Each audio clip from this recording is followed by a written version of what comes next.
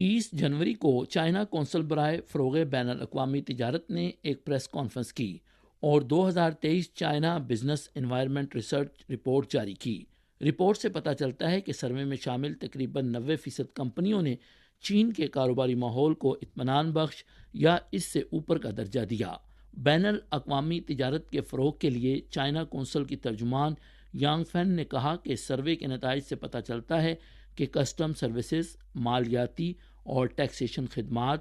اور سماجی کریڈٹ سمیت 3 اشاریوں کی بہتری نے کمپنیوں کے اعتماد کو بڑھایا ہے۔ اس کے علاوہ آپریشنز اور سرمایہ کاری کے نقطہ نظر سے مقامی وسائل کا استعمال اور پیداواری مراکز قائم کرنا کمپنیوں کے لیے نئی فیکٹریوں میں سرمایہ کاری کرنے کی بنیادی وجوہات ہیں۔ سروے میں شامل کمپنیوں میں سے 70% سے زائد نے اپنی سابقہ آمدنی کو برقرار رکھا ہے یا اس میں اضافہ ہوا ہے، اور تقریباً